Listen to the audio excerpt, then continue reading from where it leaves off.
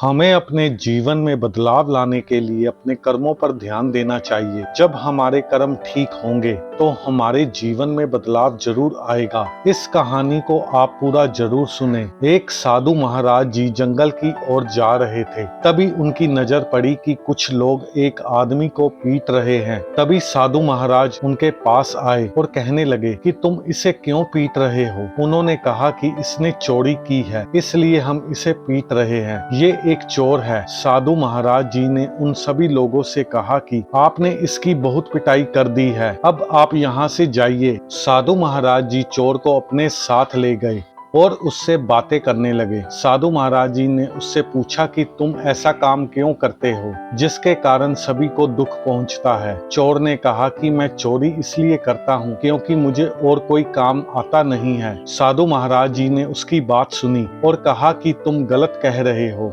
हर इंसान काम को सीख सकता है और आगे बढ़ सकता है। इसका मतलब ये है कि तुम कोई काम करना नहीं चाहते हो। साधु महाराज जी से चोर की कोई भी बात नहीं छुपी थी। चोर अपने काम पर शर्मिंदा था, लेकिन वह इस काम को छोड़ना नहीं चाहता था। साधु महाराज जी ने कहा कि हमें अपने जीवन में वही काम करने चाहिए जिनके करने से सुख प्राप्त होता है। हमें ऐसा कोई भी काम नहीं करना चाहिए जिससे किसी को दुख पहुंचता हो। अब तुम ही बताओ कि तुम कौन सा काम कर रहे हो। तुम दूसरों को हमेशा दुख दे रहे हो, उनके यहाँ पर चोरी करते हो जिससे उन्हें नुकसान होता है और वह दुखी होते हैं। तुम ऐसा काम क्यों करते हो जिससे सभी को दुख पहुंचता है। वह चोर महाराज जी की बात सुन रहा था। वह सोच रहा था कि वह सब सही कह रहे हैं। अब साधु महाराज जी ने कहा कि अगर तुम्हारे घर पर कोई चोरी करता है तो तुम्हें कैसा महसूस होगा। इस पर चोर ने कहा कि अगर मेरे घर पर कोई चोरी करता है तो इससे मुझे बहुत दुख होगा। फिर साधु महाराज जी ने उसे समझाया, तुम भी वही काम कर रहे हो, इसलिए सभी को दुख पहुंचता है।